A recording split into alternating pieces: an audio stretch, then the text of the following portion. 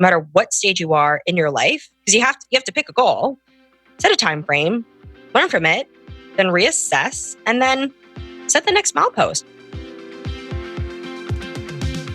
Welcome to the Strategic Momentum Podcast, the show where we share tips, stories, and advice from progressive leaders on what it takes to break through that business inertia and propel you and your business forward. I'm your host, Connie Steele. In the past 62 episodes, we've heard from a range of guests across a variety of industries, all of whom shared many different perspectives on how to break through the common challenges in business and career development today. Every interview has come with its set of valuable lessons and key takeaways that help us to understand the business of work, from how to be effective in sales and implementing AI, to learning how to be an active upstander, as well as identifying how to best motivate and engage your workforce. Today, I'm flipping the script. I'm reflecting on this year's episodes to highlight some key themes and important lessons our guests have shared. It's our first year in review episode. Joining me is Alexis Anthony, my marketing manager, who has been with me since the very beginning of this show. Alexis graduated from college in 2015 and has since worked in a range of agency and in-house marketing capacities. Since we launched the show in 2017, she's helped source guests, develop content, and drive strategy for the show. She brings a unique perspective on what the next generation of leaders could take away from every episode. So today, Alexis and I are talking about our favorite moments on the podcast in 2019, plus sharing our own tips and advice for breaking through that inertia to reach your full growth potential. There's a lot to cover, but we'll start off with some of our favorite lessons learned in this season. So another year is just about over, and we've had quite a season with the range of guests and topics. So Alexis, what do you think are your favorite takeaways from the season's interviews? So there were a couple that were a favorite of mine. I think one of the things that has really resonated with me the most is the notion of the non-linear career path and risk taking. And that is actually a topic that's been, brought up a couple times in some of our earlier episodes. But most recently, I think Yao Huang's episode really resonated with me. And of course, I don't work in VC. I am not in virtual reality or any of those things, but it was her actual story that really spoke to me about how she, her parents had this expectation of her, and she spent, the first stages of her career, what those expectations were and what other people wanted her to do, until she realized that this wasn't for her. She wanted to break out and do something that felt true to herself. And so she started taking risks, and she dabbled in these different career paths. And I think she innately had this self-confidence and resilience already in her, but it really came out in those later years as she, started experimenting with different professions, and she really found her calling and her, I guess, astuteness, but also almost, I don't know if this is the right word to say, but almost her bluntness in her advice, and how she was very matter of fact in saying, okay, don't get caught up. Like, don't even put yourself in this situation where you'll get to analysis paralysis, because you shouldn't be thinking about your next move that long. Just go for it. Just do it. And she's pretty fearless too. Oh my gosh, yeah. So on that journey, she learned things like the fact that personal development and happiness are so much more important than wealth and status and those things, because they're, at the end of the day, those things aren't going to necessarily lead to happiness. And that finding your purpose, especially when it comes to delivering impact, is so important above anything else in your career. And those takeaways from that episode were just really powerful. I'd also say those 2 points that you just made are ones where we saw that as recurring themes over the second half of the year too. And we saw it not just with guests who were emerging leaders, but we also certainly saw it with guests that were on their second and third career. So this broader trend of corporate purpose, and aligning it to your own personal passion is Mm-hmm. is no question an ongoing movement, I'd say. And it was Mm-hmm. really neat to be able to hear uh, different perspectives, different stories, but all aligned to this common goal, which isn't about profit anymore.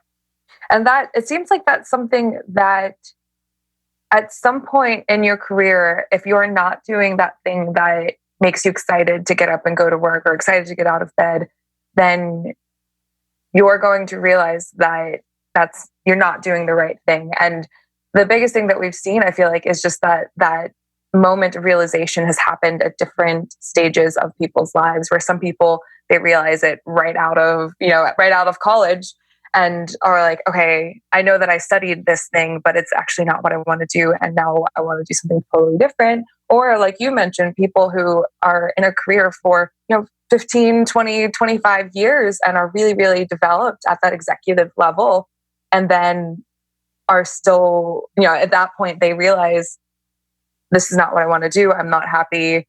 I have at least the resources and the knowledge now to do that thing that does make me happy. And that is, especially for someone like me who's very early on in my career, that's a really powerful thing to be understanding and learning at this point. So another thing I wanted to mention, which is also a recurring theme in a lot of the episodes when we talk about business development, is the concept of delivering value and the value exchange. And specifically, Anita John in episode 49, she talked about it, this concept of testing and learning. So she was, of course, looking at it from the marketing perspective and specifically the direct response perspective. Anita talked about testing and learning in order to understand what is the most valuable to your intended audience. And one of the things that really stuck out, especially for me, because I am working in marketing, very interested in this field, is that you should view almost all of your marketing efforts as relationship building, and it should never ever be one way.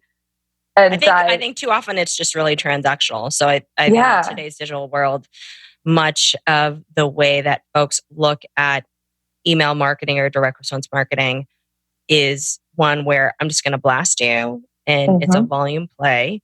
And based on the sheer number I send out to you, some of this is going to stick. So the more I send, more likely I'll get those hits, and then that will help me in the end, versus really taking the time to think through what you're trying to, you said, deliver as value from the very beginning, and understand who the customer is, so you can build a good relationship from the beginning. Because whether it's in a marketing capacity, or whether it's in a business capacity, or whether it's in in your own work environment, everything is a relationship. I think a lot of people have forgotten that.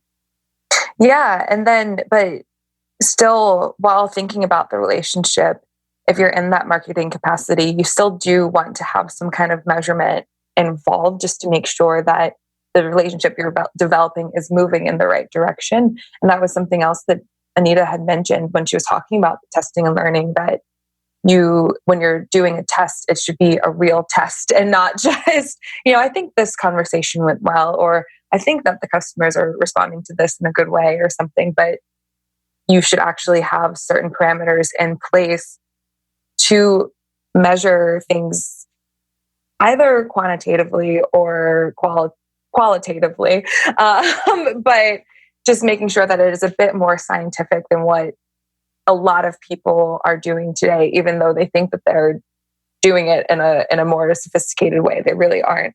So one of my favorite episodes is Michael Wilkinson, which he was in episode 45 and 46. And it was all around navigating and managing your business ecosystem through effective facilitation. And I think most people would not think of facilitation as being a very strategic exercise or skill initially, but after talking to him, you realize how foundational it is in being able to manage, the business dynamics or even your personal dynamics every day. And yeah, and I totally agree with that. I understand the concept of being strategic about how you run a meeting, but I didn't know there was a whole industry around it, and that in itself was really fascinating about his interviews.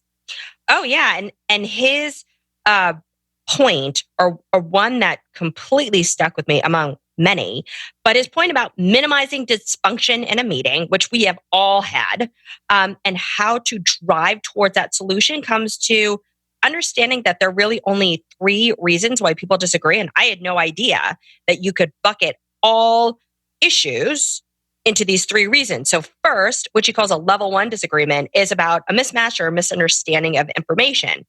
So it's just solved by asking questions until everybody has the same base knowledge, which is so true. Many times people go into a meeting and they only have a bit of the perspective or info. And so, they're not even starting from the same point of view. So, and then the second level of disagreement, it's this notion of opposing values. And so, in order to solve that, it's about identifying what those values are and creating solutions that combine everybody's values together, which I thought was also incredibly helpful.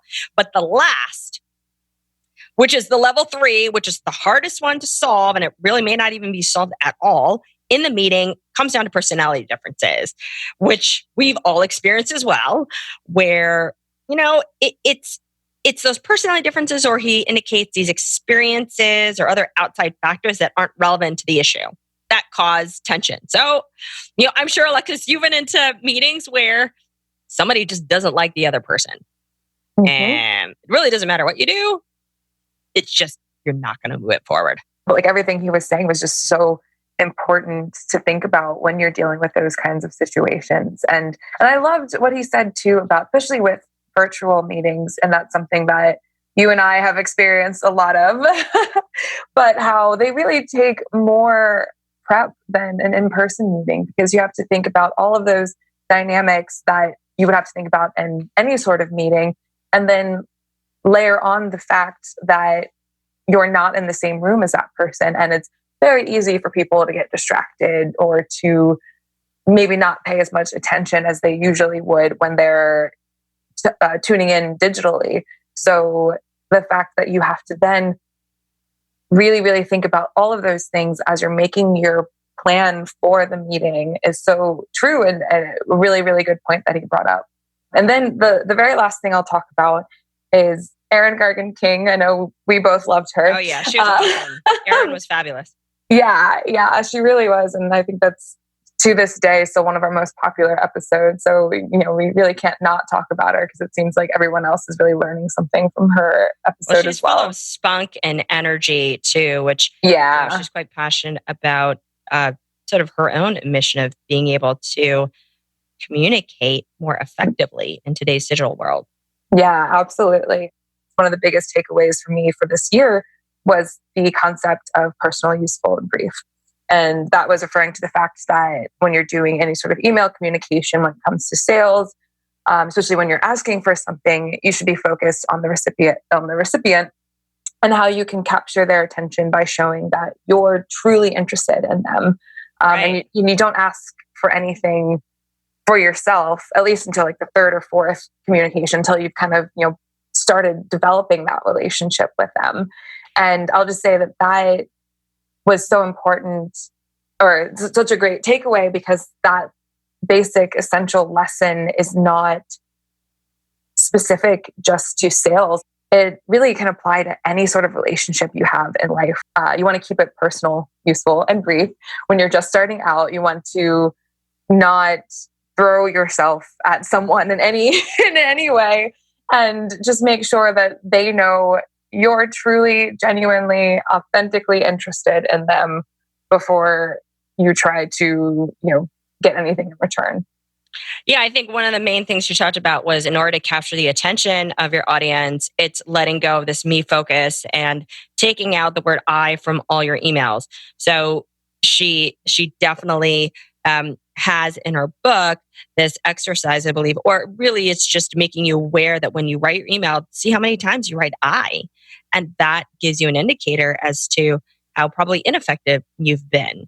And one where a recipient gets your email, they are categorizing you as a foe. So I know she talked about all of that as well, is that you want to be seen as a server. You want to be seen as somebody who can deliver something of value and ultimately, hopefully, be somebody that you have a relationship with. But in most instances, it ends up being one where they're categorizing you as somebody they don't really want to engage with.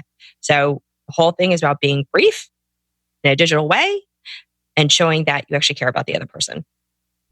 Exactly. So what about some of your favorite stories of triumph and tribulation from guests this season? So you've certainly had a lot of that too. Yeah. Oh, I'm so happy we're talking about this because I really just love that like personal story behind what led that person to their business today. And one of the ones that really really stuck out to me, and I think I've probably mentioned this a lot in some of the other content that we've done, is Inez LeBeau's story. And another force of nature. Yes. Oh my gosh. And I think we did hers and Erin Gargan King's very close to each other. And I think that was just like a great period for the podcast because so many good episodes back to back. But Inez, in terms of her story, I mean, she started out having so many things against her. Like she was, her parents were Holocaust survivors for one thing, and they immigrated to Argentina, where she had her, her early life. And then she moved to DC and having, kind of living in or having a low income beginning taught her the importance of independence and self reliance and resilience and all of those things that she then carried with her as she went into the workforce and started, she was that woman in a field that was dominated by men. So not only was she trying to prove herself just as an employee, she also had to prove herself as a woman. And she did it. And she, obviously it was not easy. And she admitted that in her episode, but she pushed through and was able to dominate in a lot of positions that she was in. And ultimately now she's running her own company and it is quite successful. And learning what she learned along the way, especially for me as a woman in business or going into business, was just really, really powerful. And that's why that was one of my absolute favorites for this season. Yeah, and I think we've heard a few stories of very strong women who really focused on perseverance, or the lesson learned, I should say, from some of these episodes of these incredibly strong and committed women are lessons of perseverance, resilience, and grit, because it still can be really challenging in a work environment to be given opportunities in the same way. And I'd say one of my favorites is Megan French Dunbar, where she created the Conscious Company magazine, which was the first nationally distributed print publication in the US to focus exclusively on sustainable and conscious businesses. And, the fact that she did this early on in her career, had gotten fired from her job within 5 months prior to deciding to just do it because she felt she was unemployable, but she saw a gap in the market, is pretty phenomenal. It was not an easy feat, but to have launched, your first magazine in a brand new space and having it be in every Whole Foods in the country with the CEO of Whole Foods on your cover is no small feat. So, learning from somebody who is also starting their career, or honestly building out their career and learning as they go, to me is very inspirational and a different way of looking at how to approach work in this day and age. I will say another amazing thing that I thought about Megan French Dunbar was that when we recorded that interview, she was 8 months or 9 months pregnant. Like she was just about there. And just the fact that she was so on it. She was like, she obviously had taken a bit of time off of work because she had obviously so many other things going on, but that she was still so invested in what she was doing that she was like, I'm going to just do everything at once. I was just like, you go girl. Like so inspired by her. It's this belief that you can do it and not putting limitations in front of you. So, which is, I think a common challenge that a lot of people have is that you run into self-doubt and you hear the negative voices to some degree taking over. But when you remove those limitations and those barriers and say, well, you know what, I have to do this. I know I can do this. It's pretty amazing what people can accomplish. On the same token as Megan Dunbar's story, thinking about Create Media, that was episode 44. And yeah, we talked to the three kind of founding members of what was then Podcast Masters. And of course, they've since changed their name to Create Media. But how it's, especially just on this show, we've talked to so many,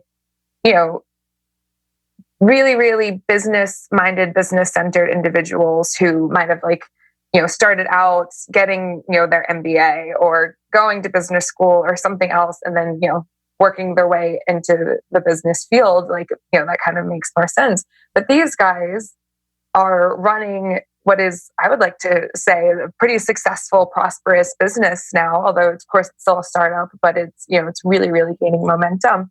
And none of them have any business background, nor would they even call themselves business people now. I think it's, they had their backgrounds in music and audio engineering, and they just genuinely loved listening to podcasts, and then they loved creating podcasts. And of course, Cody was at the helm of all of this, and he was the one who founded Podcast Masters. And he was just like, you know what? I don't have any business experience, but I'm just going to go ahead and go for it. I'm going to take, I think he was doing some freelance work at the beginning. He's like, I'm going to take this, and turn this into something. And then he went to Facebook and, started talking to people to get people on his team, and, found Hayden, found Ben. And of course, I'm sure that was also how he found other members of the team. And now they're all working so seamlessly to move this business along, and they're learning everything as they go. They're learning about how to do, client relations, how to, I'm sure just dealing with their revenue streams is probably something that's quite new to them now. It's just so inspirational, and definitely another thing that is quite resonant with someone like me who is still at the kind of beginning of my career. I mean, they're not around my same age, and they're, doing these great things. So I really, really loved that episode. Yeah, I can completely understand why, because none of them knew exactly what they wanted to do when they got out of school. And they had some different paths along the way for a few of them. And if anything, what guided them is their passion. So some of the things that they talked about was, the fact that it's okay to not have all the answers when you're just starting out. And you test and you learn along the way, and that's how you get where you're going.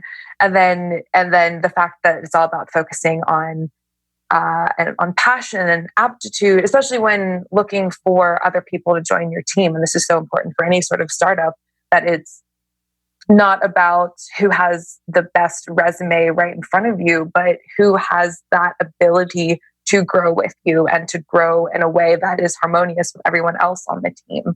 Right. And I know they didn't even know about, I remember Cody mentioning that they didn't even realize that they were building a healthy culture. They learned over time what the secret sauce was to enabling them to be successful. And these are people who had just graduated from school, or maybe had been a few years out of school and had been trying to figure out what their long-term career, or even, what a career that would align to their interests would even be.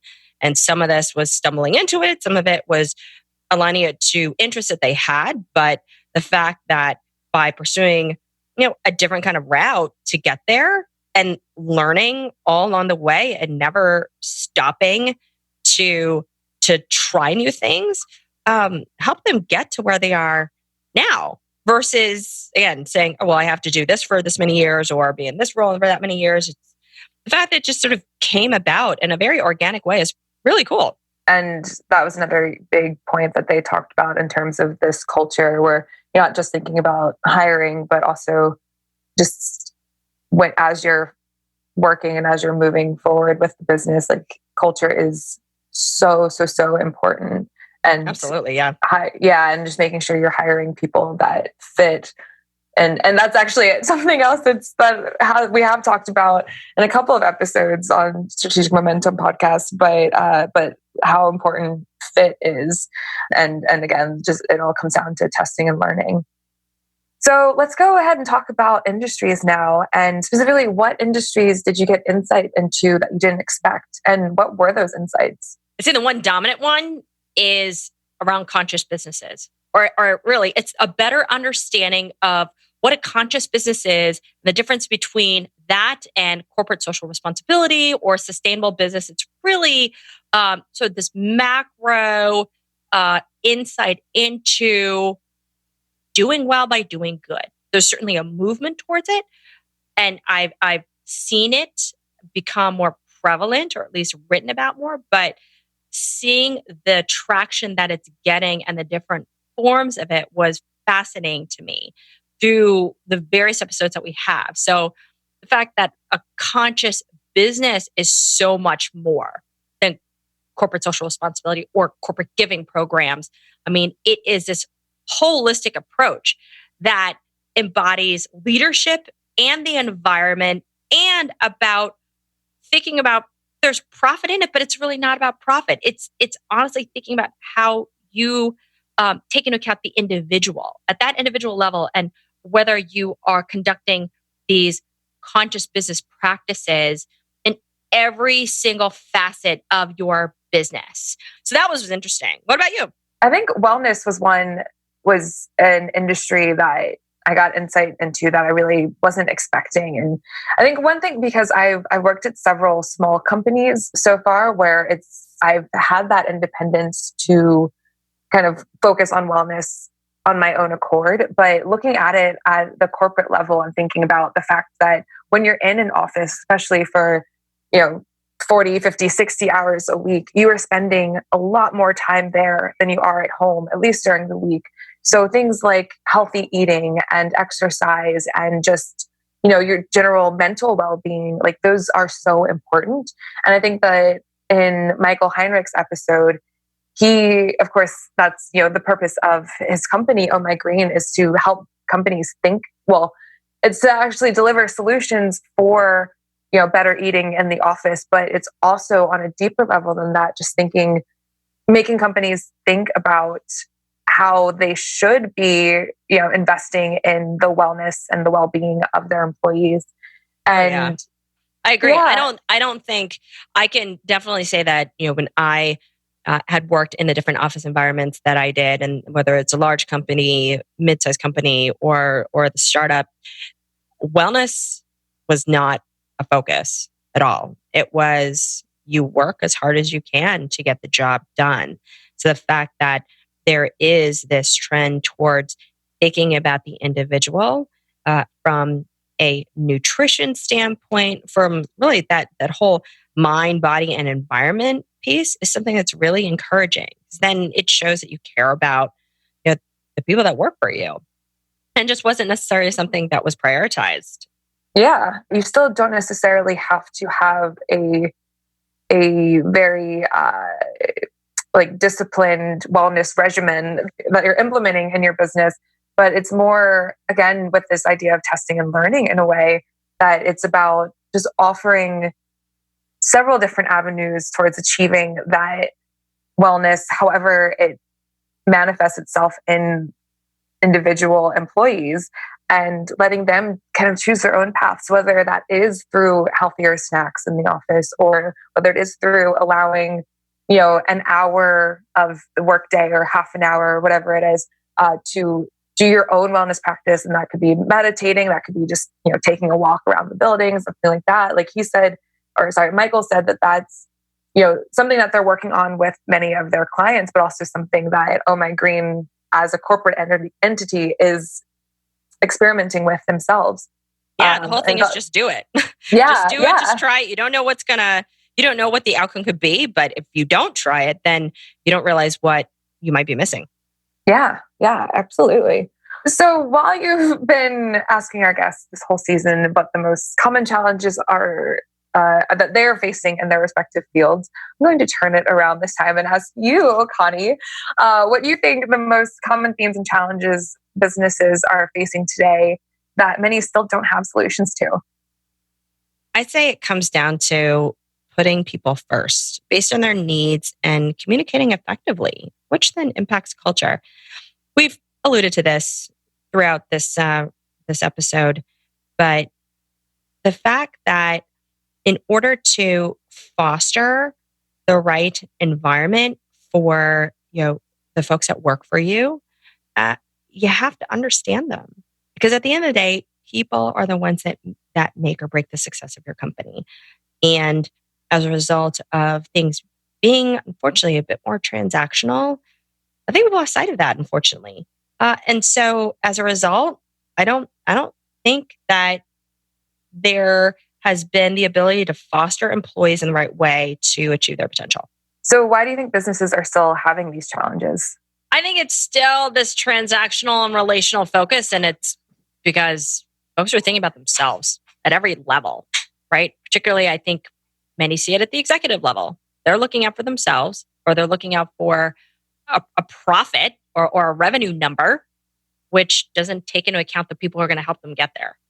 I think there's a challenge of training and supporting people on how to best operate in whatever capacity it may be. So you don't see the types of support and infrastructure to enable people to be their best selves in the way that it was 10, 15 years ago. There isn't that investment. And because things are changing so quickly, folks aren't prepared. And they're just expected to figure it out, which is, yes, in a lot of ways you have to. But sometimes I think you need the training, you need the right tools. You can't just sort of dump it all and people say, good luck, right?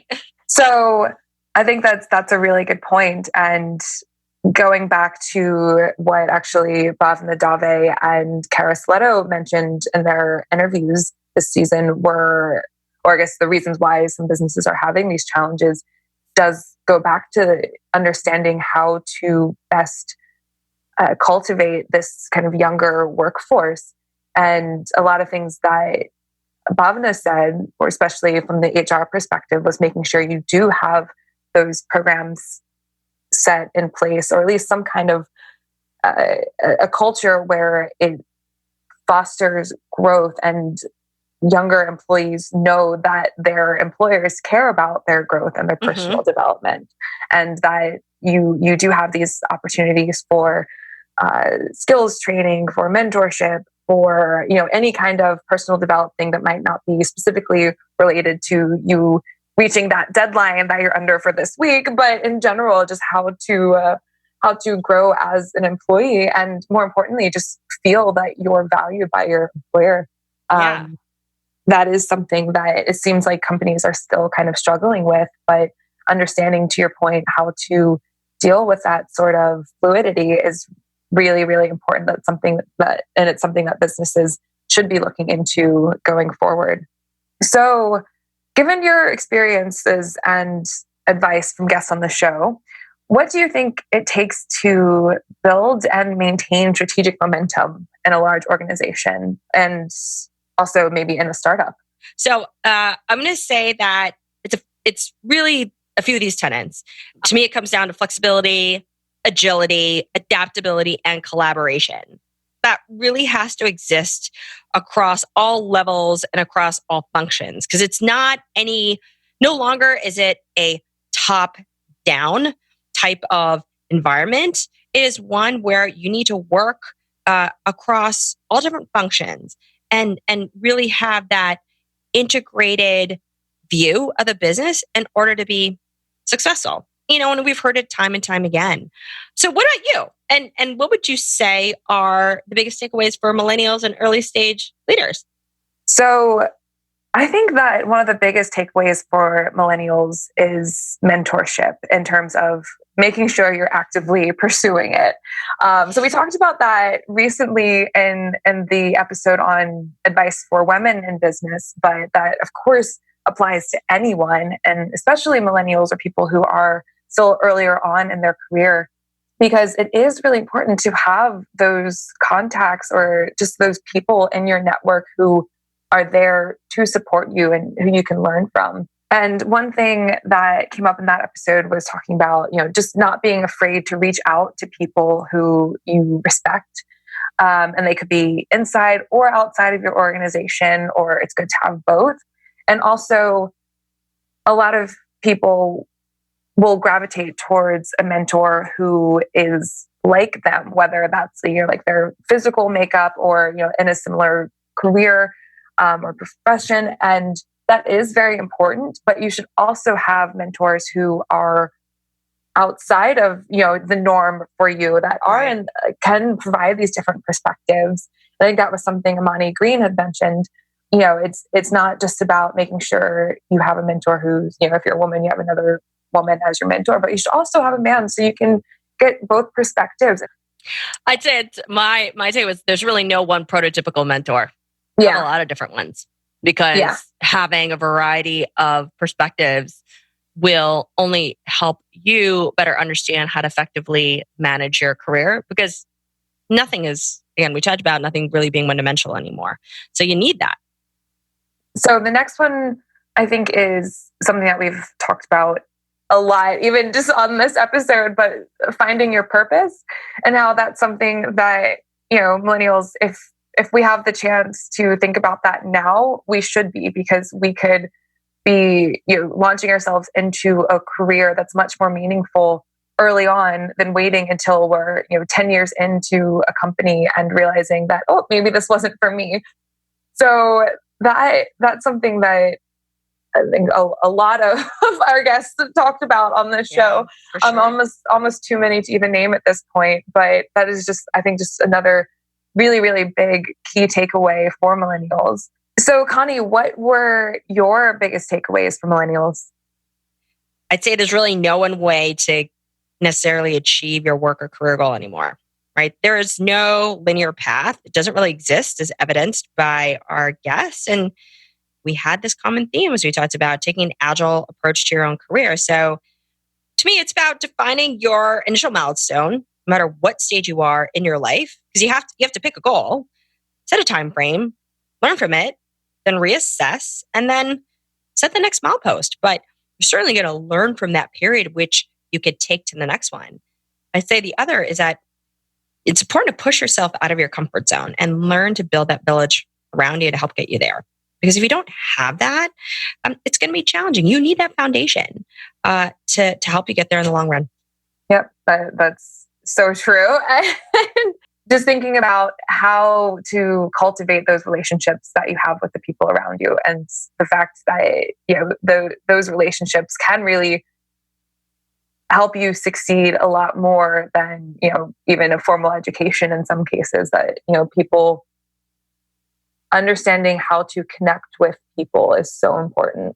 All right, so Connie, what are your own words of wisdom? And you asked this to everyone else on the show, but I want to hear from you. What are your own words of wisdom and advice for millennial business leaders? I'd say don't ever stop learning new skills and acquiring knowledge across a variety of industries, because honestly, all of these will converge at some point. It doesn't seem like they will, but they do. And you'll have the ability to connect the dots and see opportunities that others won't, because you've had these various experiences that will help you advance further. I mean, this will be your competitive edge. And it may not be apparent right now, but the reality is that the world is becoming so much more interconnected and intertwined. And the skills that you need in order to be successful are not siloed anymore. You have to be able to be somewhat of a writer, be somewhat a designer, be somewhat, maybe even understand a little bit of code, maybe in the future, maybe how things work from a technology perspective. But you also have to have the EQ and the IQ around all of that in order to move yourself forward effectively. And it's something of a mindset shift in realizing, well, wait, the more I acquire new skills, new knowledge, new information, really, the more relevant and competitive I'm going to be. So don't stop learning. Thank you, Connie. I feel like you were talking specifically to me, but thank you. I think we've all had experiences. I mean, I think no matter who you talk to, when they reflect back on their career, whether you've, worked for 5 years, 10 years, 15 years, 30 years, you have a different set of introspection once you start working. So you learn that work and balancing work and career and finding what makes you excited in tech is never an easy thing. So, you always need to have different perspectives to help guide you along the way. Amazing. Well, thank you, Connie. It has been very fun reflecting on this season with you. Yes, we've had a lot of fun. Thanks for being with me for this whole time. Yes, of course. Of course. I'm looking forward to all these great new guests that we have in 2020 and hope that everyone that we have listening will tune in and share other guests that they want to have on too. Absolutely. It's been a year of strategic, actionable, and mission-driven advice on the Strategic Momentum podcast. While we could say that no one solution fits all, and there's no definitive secret to achieving business and career success, understanding how to address common challenges from all these different perspectives will help you drive you and your company in the right direction toward fulfilling your goals. You have to be mindful and purposeful, keep testing and learning, and invest in developing those relationships that will matter in the long run. Through trial, error, and leaning on a strong network, career success is achievable. Thanks so much for listening to the show. We're very grateful to all of our guests who have shared their personal stories and invaluable insights. And of course, to you, our listeners. So what were your favorite episodes? And what would you like to learn in 2020? Reach out to us at strategicmomentum.co or join us on Instagram, Twitter, Facebook, or LinkedIn. Just search for Strategic Momentum. You can also contact Alexis and me on LinkedIn or send us an email at csteele@flywheelassociates.com and alexis@flywheelassociates.com. We're really excited for the coming year and have a great lineup in store. Can't wait to have you listen in. I'm Connie Steele, and you've been listening to the Strategic Momentum Podcast.